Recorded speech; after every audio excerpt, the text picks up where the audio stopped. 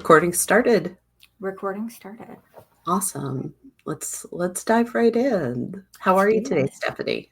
I'm pretty good. It's been like a bizarre start to the year. I've heard Mhm. that from everyone. I keep saying Definitely. bizarre and weird, and people are like, that's a very tactful way to say it, Stephanie. And it is. And we'll continue with that tactful and professional response to the Yes. beginning of 2025. I do like the meme that's like, is 2025 just three 2020s stacked together in a trench coat? I am hopeful not, but we Seen shall that see. one. It's Oh, good, right? yeah. Yeah. We are having a wild Yeah, ride already. it is. It is. Hopefully we have some normalcy sooner rather than later, but we'll see. I I actually think it was maybe Gallup or maybe McKinsey put out some infographics the other day, and they were talking about people feeling like things have returned to normal. Like, I'm not a supporter of that mindset. Yeah, I really feel I like agree. it just needs to be, are we moving ahead? I don't want us to go backwards. We did gain some things, even though we've also had some losses in the last few Progress, years. And this progress idea that we're going to go like that. back to normal is like, Well, and I'm very Aquarius of us. What is normal anyway? Okay, right? does That's normal even exactly. exist? Mhm. And I would argue it does not. Same. See, Aquariuses. I should have known. I should have known. Yeah. You know what? But we can always count on books to help Mhm. us through whatever iteration of a year we're having. So that's good at What least. a seamless transition. Oh, thank you. Yeah, because that is what we get to talk about today is Yeah. books. And, I've prepped some questions for us so that we can just talk books. Very Um, and I like to, it probably represents the fact that I'm basically a 5-year-old wrapped in a much older body. I'm really curious to know. Well, I need my afternoon nap. I like to have fruit excited. snacks, all the stuff. I don't trust anyone who doesn't like fruit snacks. I mean, let's be real. Yeah. But one thing I wanted us to share right off the bat, because I think it can tell a lot about the person and it's a fun point to connect, is what book from your childhood impacted you as a reader? Oh, it's such a hard and good question. Um, this is the first book that comes to mind, so I'm going to stick with it, is The Okay. Giver by Lois Oh, Lowry. good.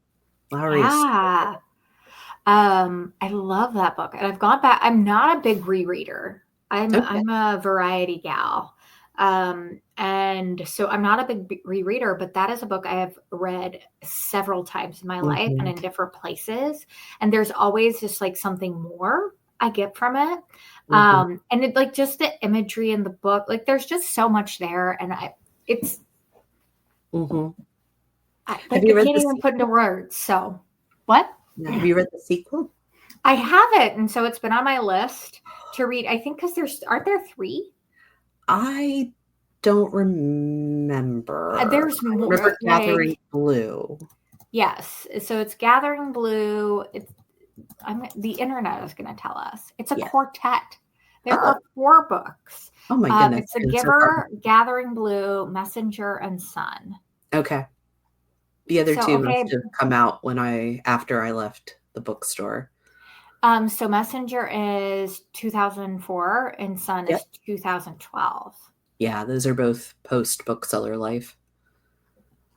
Yeah. I don't know if you saw Interesting. me respond in that workshop on Saturday. That's something I Mhm, do miss as much as I would never want to go back to retail.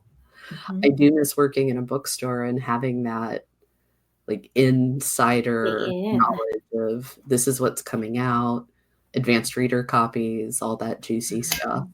It's Mhm. good. Now I have to now I'm like the last thing I need is more books to add to my TBR, Kate. But now I'm like, well, I better go read the rest of the Giver series. But they're children's books. They're middle grade. Yeah, it will. You Well, could when read you all say it like four. that. You can read all four in a day. Probably, yes. Correct. Fair Exactly. enough. Fair enough. Yeah. Yeah. What's your answer? Bridge to Terabithia, Ooh, Catherine Patterson. Very another good first one. book that made me cry. And Mhm. that's, as a small child, crying while reading this book. And in retrospect, what I love, appreciate, respect so much about Patterson's writing is her ability to recognize that children have full-sized emotions. Yeah. Some of this may be the fact that I'm, a 70s, 80s kid where a lot of what was being written at that point was pretty Yeah. lightweight. And Bridge to Terabithia is not a lightweight book by any stretch.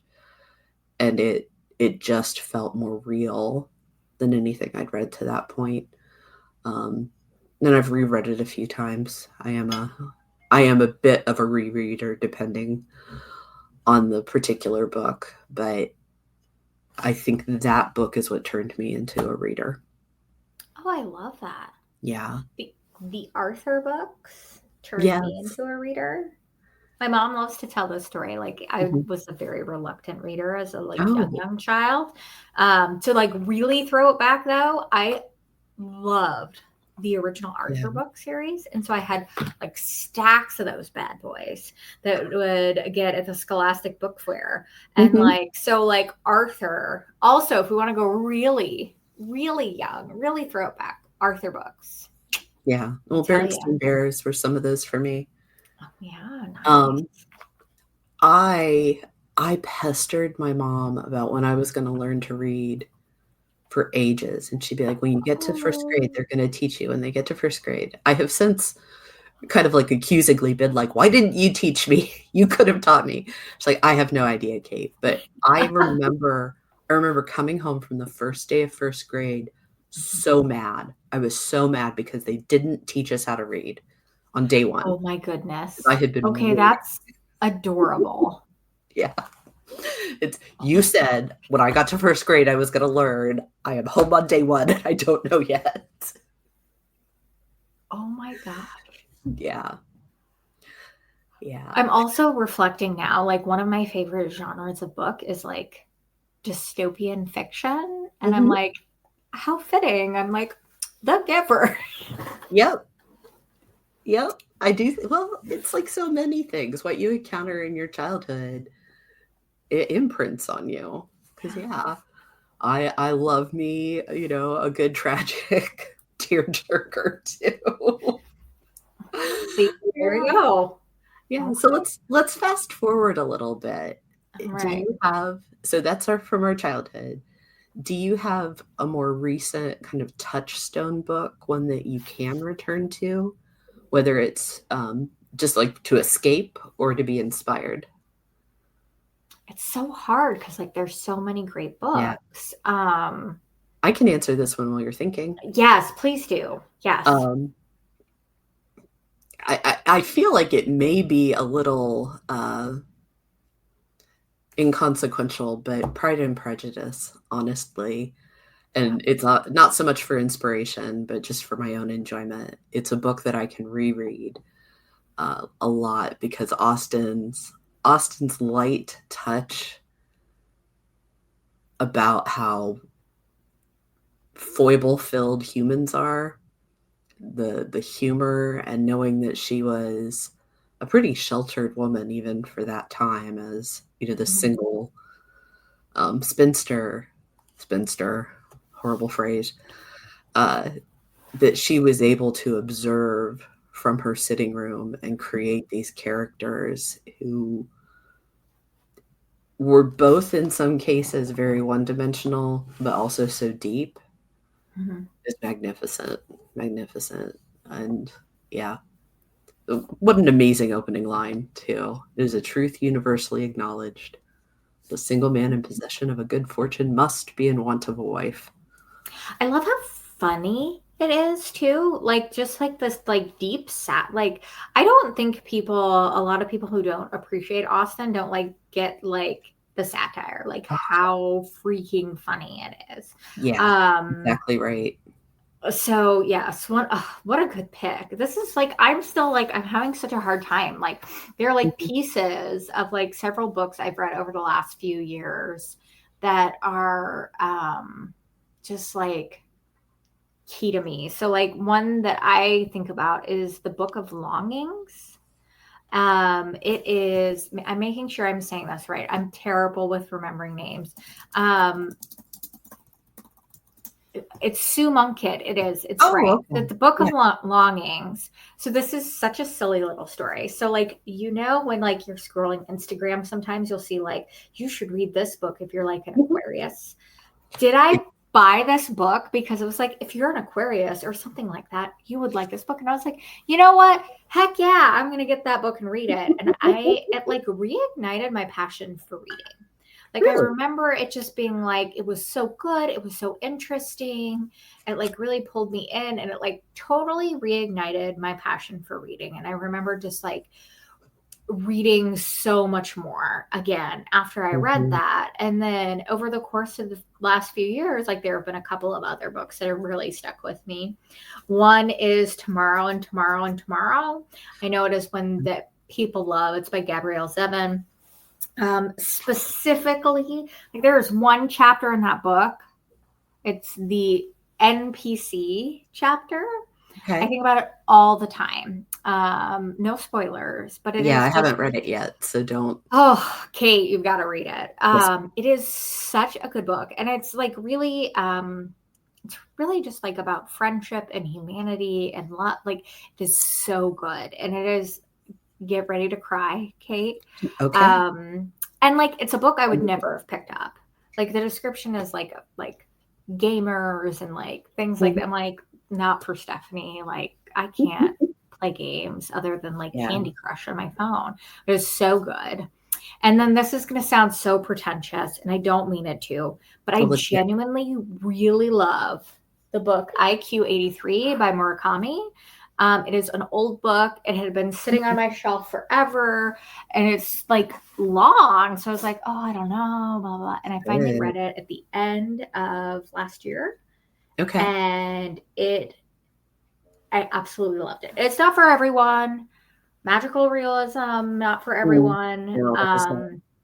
But it was so phenomenal. It was just like there's so much about it that really like sticks in my mind still. Mhm. It really kind of opened up my willingness to like read other genres or read things that feel not my typical read, even if Okay. I've read in that genre before and didn't like it, because I've read magical realism before and it wasn't like for me. Mhm. But this was just like, I wish I could read, like, when you wish you could read a book for the first time again. Yes. Yeah, that's I that actually, feeling for that book so yeah. much. This has me thinking of A Prayer for Owen Meany. Mm. It's one of those books where I could, you know how there are moments where you sort of feel your brain change, like the way you see the Yeah. world and you think about things, you can feel the change. I remember I was working on campus over the summer, lying in my dorm room, on the top bunk, reading this book, and just being like flayed open by the way Mm. the plot unraveled or played out. Irving's ability to create what I think of it as a helix structured plot line where things Ooh, just weave together in this continually kind of moving forward way, but everything is connected, and it blew my brain. I love that. I Wow, love that. I wow. love that. The end is so powerful, but everything that happened, he had telegraphed, and it was still just a That's, devastating can you surprise. imagine? Can Mhm. you imagine being that good of a writer? I can't imagine being that good of a planner. Yeah, yeah. I know you can imagine being that good of a planner. I cannot imagine being that good of a planner. Sometimes I can imagine. I think about some of the systems you hear people have, where they're building their worlds or they're planning out long series, like J.K. Rowling having the boxes for all the Harry Potter books. Like, what would that be like? That's brilliant. So what are you reading today? Know. What am I reading today? So I just finished a book, so I don't know what book I'm going to start. What's next? I'm torn between two for my next selection because I want like the right mood, the right vibe. And so I'm either going to start. So I just finished Count My Lies, and it was okay. It was all right. It was I do book of the month club. Okay. And it was a thrill. It's a thriller. I think I read a lot of thrillers, so a lot of the twists just really don't like strike me anymore. But it was a good thriller. It was a doable thriller. I think it was like a GMA book club pick too. It was if you're looking for like a quick fun like thriller-esque beach read, sure. But I think I'm either gonna start I Who Have Never Known Men by Jacqueline Harpman, which the internet is abuzz with. Or the other option is Daughter of the Moon Goddess by Sue Lynn Tan, which are wildly different books. Those are very and I can't decide what I want. Like I Who Have Never Known Men sounds like right up my alley. It also sounds like I love a very short, like, what did I just read kind of book. So I feel like I would enjoy that, but then also like, I don't know. Have you read either of them? I have not. Yeah. I think I've got I Who Have Never Known Men on my want to read list. Yeah. I'm working my way very slowly because I didn't finish it in time for book club. Now it's just, I pick at it occasionally. When Women Were Dragons. Ooh. And yeah, it's an interesting concept. It's by Kelly. Come here. I want to see you. Kelly Barnhill. Okay. I know, having gone to a book club discussion about it, I know how some of the ending things are going to play out, which isn't entirely demotivating, but it has slowed my reading down. But I'm about halfway through it, and there are moments where it's a really interesting look at mid-century women's issues, and other times where I'm a little disappointed because it's just this one little slice, and dealing with, oddly enough, apparently most of the dragons in the world that happened during this great event seem to be in Wisconsin. Everything's in Wisconsin in this book. So okay, I'm not. I wasn't expecting that. Okay. I know. All right. You had some good jokes about that because I'm like, this really seems to be this middle class white woman problem that's happening. But well, as dragons are. Yeah, I mean, but not every book can be all things to all people. So there is a point for that, and it's no surprise that my middle class white woman book club ends up reading books like that. Yes, there's something to be said about that. I know it is so interesting. Like there'll be these moments where people will love a book, where a book will be universally loved, and it doesn't land for me, and then I'm like, I don't want to say anything, but it's just like I think we're all just different. You know what I mean? It's just we're different experiences. Exactly. And like at the heart of it, reading does so much for us, but at the heart of it, it's for our enjoyment, for our learning, for our enjoyment. So enjoy it. Well, like I love a thriller. I enjoy them. Awesome. I continue to read them. Yeah, that's the thing. If you're going to spend time doing anything, it needs to give you something, right? Whether it's, if I'm going to be at work, am I being paid? Am I somewhat fulfilled? Yeah. I'm spending time with a friend. Are we healthy for each other? Yeah. If I'm going to read, all the am I things. enjoying it Yes. or learning from it? And I think one could Totally. argue, even if you're reading, well, I do argue that even if you're reading primarily fiction, if you're a novel reader, you are learning from it. Yes. Yes. Vocabulary, empathy, imagination, Mm-hmm. all those good things, which is another, thank you for setting us up so well for this, ma'am. Another good transition. We've been talking sort of about books from our past and what we're reading now, but we're doing all of this specifically for this project that we've had in the works for several months now, related to this idea of looking at books as a way to better and deeper understand the idea of trauma-informed workplaces and improving how we lead through that lens.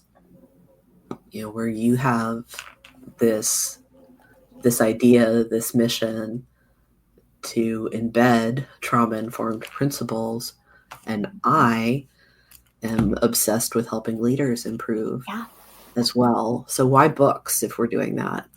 In other words, what do they have to do with our work?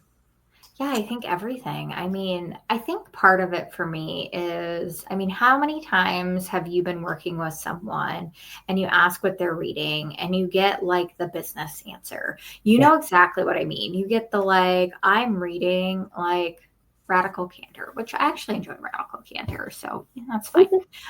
Or some other like book that I like would never willingly want to read. Like, I don't know, but like, especially men. I will say, especially men in the workplace, I think very much are driven to nonfiction. I love nonfiction.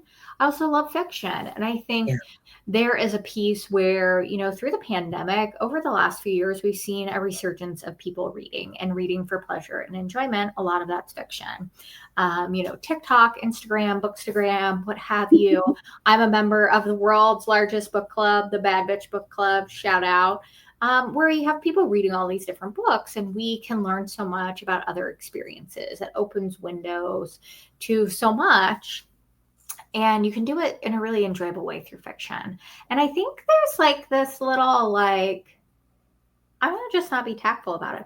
I think there's like this attitude out in the world. There's kind of this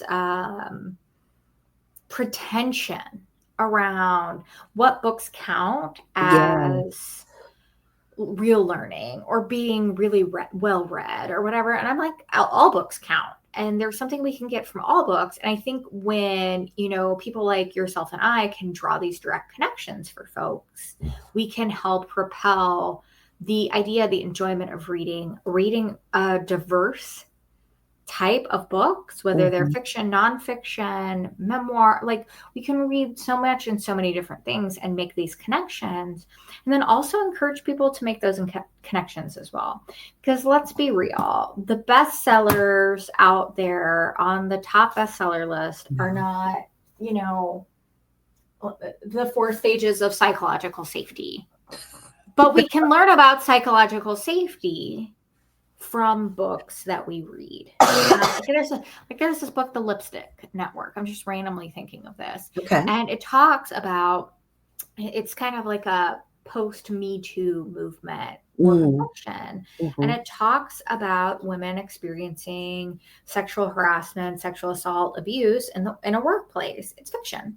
Yeah. But what can we learn about psychological safety? Like, what can we take from that? And you can draw like some pretty specific lines from some of these stories to some of these things we're talking about a lot in our world. And you and I have, explored it kind of extensively when we look at trauma-informed workplaces, when we look at these principles.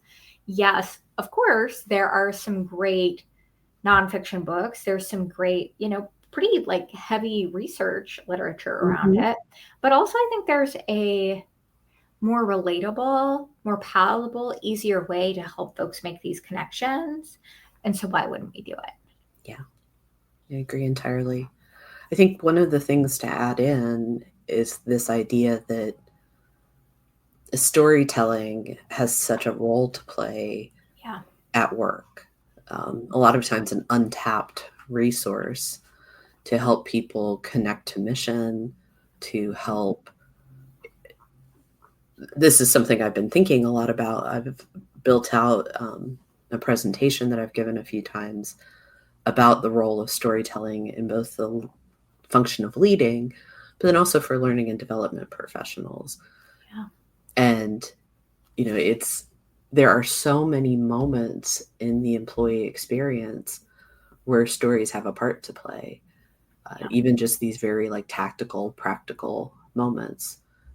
When we do behavior-based interviewing, that's storytelling. There was a time when I did X and Y happened. Great feedback is telling a story. Once upon a time, you did this, and this is what resulted from it. And then you can use a story to paint a picture of this is the future that we need to go toward as well. So knowing storytelling is important for us tells us that easy source of stories, books, has a part to play. I love that so much. I'm so glad you added that, because I do. I think collectively we've lost the plot a little in terms of storytelling and communicating, especially at work. So I love that. I think that it's so true, because I mean, stories are what move us. It's why, there's,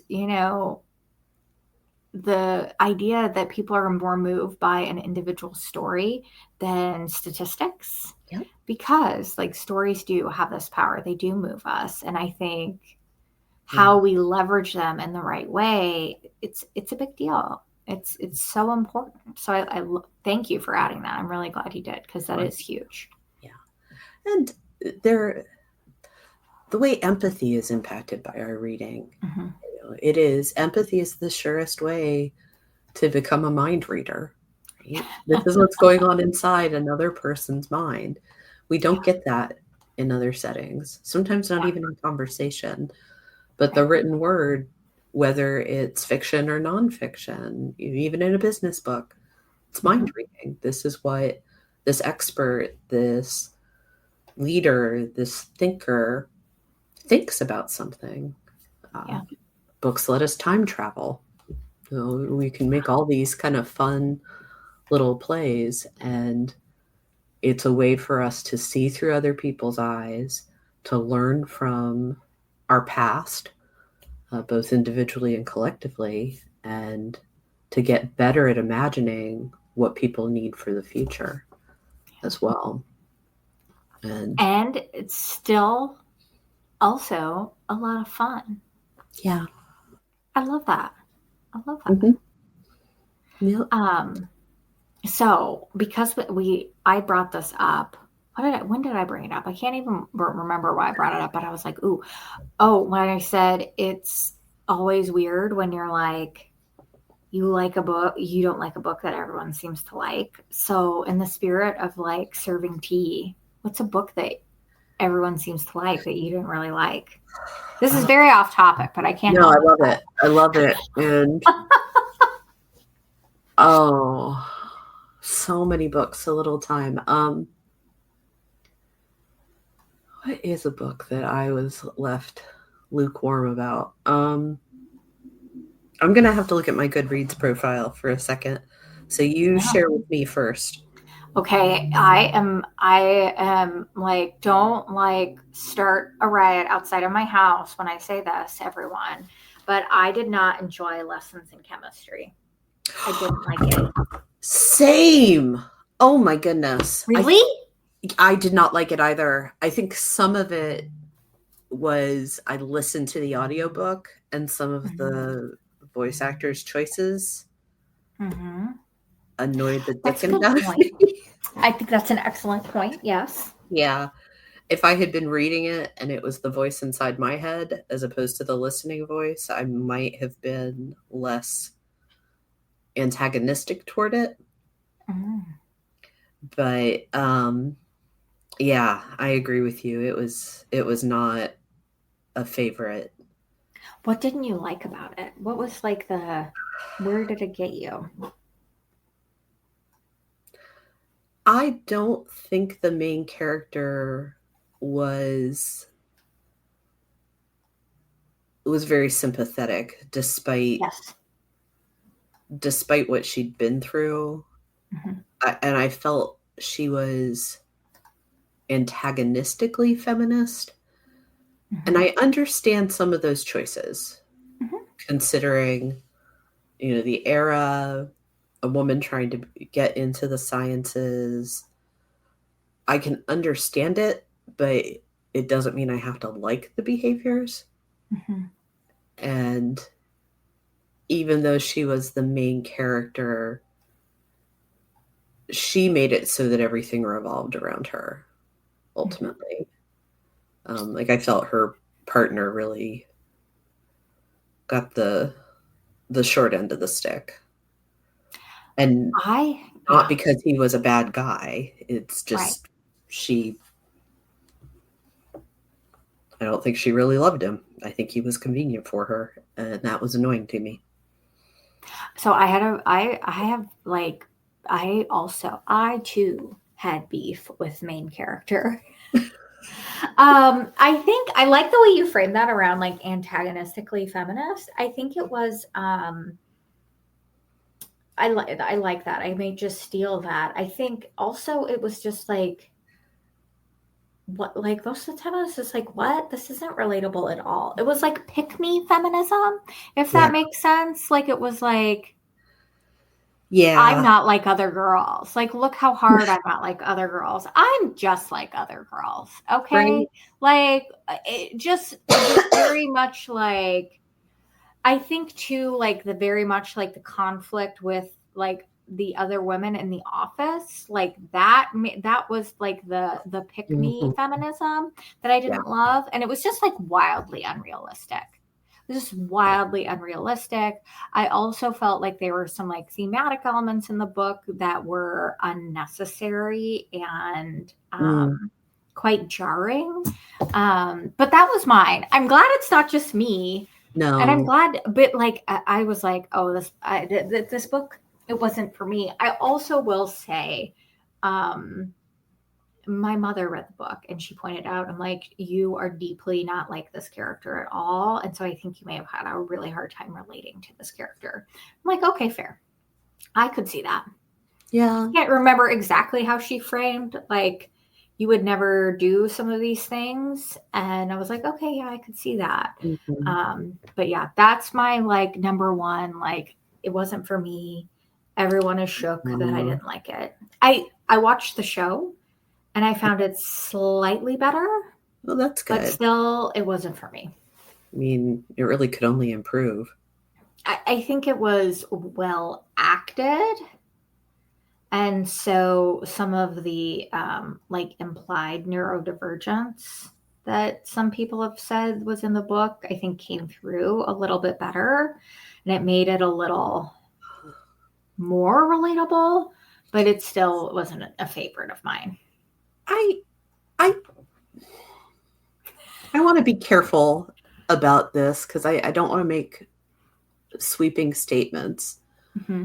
But I do have to say I'm not especially chuffed about the tendency to ascribe Yeah. things like aggressiveness or tone deafness or what have you, Mm-hmm. um, to neurodivergence. Yeah, because it's not. Yeah, I mean, it's a stereotype. it It may be true for is. some people, but it's stereotype. Yeah, I agree. Yeah. And Yeah, so I didn't read the book as that. Like, full I didn't disclosure, either. I didn't read the book as that, but I know a lot of the discourse around the book Yeah, was the and I kind can of around that. I was like, yeah. okay. I'm actually a lot more comfortable saying that some of the unlikable qualities had to do with being a woman in the 50s and 60s, Yes. trying to, you know, turn over the apple cart of the Yes. established male dominated science world, rather than saying that she, yeah, was neurodivergent in some way. Hmm. Yeah, No. I think it's Hmm. I think we like to self-diagnose and character diagnose a lot now. Hmm. That can often make things challenging. Yeah. Yeah. Because who knows, and I don't know, maybe Bonnie Garbus has talked about it, but who knows what the intention really was there. Yeah. I I don't mean, know. And it's not that it was a book I hated, but I was surprised by how much the rest of the world seemed to love it when I was like, eh. I kind of hated it.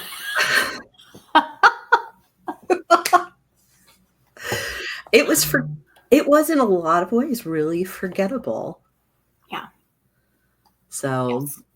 and that's one of the things for me, I think, is why does it get so much attention when I mean, lots of people love it. And yeah. I'm not trying to yuck anyone's yum or whatever, but it was really surprising to me because usually it would be something like, I'm not a romance reader. Mhm. It's not my typical genre. I really struggle enjoying romance reads. And so for me, like something like that, I wouldn't be surprised if it wasn't for me. But like the people, the type of book, it was a surprise that it wasn't my jam.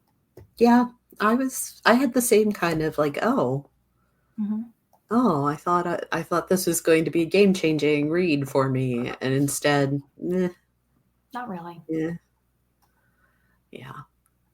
I think that is probably I'll make that my answer too, rather than trying to add Oh, one. I almost had one and it slipped away. oh, all right. Well, it's because you just were like, yes, me too. I'm glad it's not just me. This is probably why we are like kindred readers because like Mhm. we're like that one didn't do it for us. Not at all. And like truly, I can't think of many other people who like my best friend loved it, my mom loved it. I'm over here like not for me, No, not thank into it. you. Like the rowing. The rowing. What who is doing the rowing? So I thought the This is rowing the was like one of the highlights, actually. I would prefer all the rowing to the cooking show. I don't but who is out here cooking and rowing and doing science and with a talking dog? Does the dog talk or just think thoughts in their Think head that we can thoughts. hear? Think thoughts. I And enjoyed the then, dog. I oh did yeah. enjoy the dog. Yeah. Dog was the highlight of the book for me. Yes. And I feel like there are dog characters that have been done better, like The Art of Racing in the Rain. That Oh, dog. I'm afraid that that would make me Magnificent. cry, and I Oh, haven't it read will. It will, but in a good way. it. Okay. Yeah. All right. I'll take that under advisement. Great. So the next question that I prepared, Stephanie, I believe it should be our final question every time we do All one of right. these, just Perfect. to give you a heads up there. It's All one right. I plan on asking us a lot, I or love you, it. or if we have guests. Um, what are you going to read next? And you started talking about this, but let's put it out there. All right. So I think I'm going to read next. I've decided while we've been talking, I'm just going to read I Who Have Never Known Men next. Okay. And then after that, I'm going to go hard. I'm going to give a follow-up and do a nonfiction book that has been on my list for a while. And it's Seeing Others, How Recognition Works and How It Can Ooh. Heal a Divided World. Those are my Ooh. next two books. Oh, we should make that a book club book. I know, right? And that's why I want to read it because it's relatively short. Mhm. It's by Michelle Lamont. I'm super excited Okay. about it. So more to come on that book since I've committed to reading it. Yeah. I am doing a debate with myself right now between another novel or something in my nonfiction stack. Mm. Um, and I think I may give myself a break and do a short nonfiction book called AI for All: Ooh. How Everyday People Can Benefit from Artificial Intelligence by Sean Schuster. Because I've been reading a lot of like posts and things about AI, and Yeah. naming my own chat GBT PT, a weird name for my own entertainment, but Mine's named Penelope. oh, Hilda. Yeah. Ooh, very Yeah. nice. But yeah, I think reading something that's organized and solely focused could be good. But then I also have another one that I feel is a kind of a bridge between reading something more treatise-like and treatise and a novel. It's a collection of short stories about AI. Ooh. Yeah, stories from 2045, edited by Callum Chase. Ooh, that So sounds really good. maybe that's what I'll do next. That's what I'll do next. I've decided. All right. Stories I from love it. 2045. Amazing. I love it. Yes. All Cool. right. Well, it looks like we have a plan. This was fantastic. Yeah. So we've got some things to communicate that we'll have kind of tacked on Yes. when our book club meetings are going to start, what some of the other schedule look like, and we'll be back here in podcast form in a month or two for subscribers to talk about a yet to be named title. Amazing. Very excited. Yeah, me This too. was super fun. Thank you. It always is. It's good to see you, friend. You too.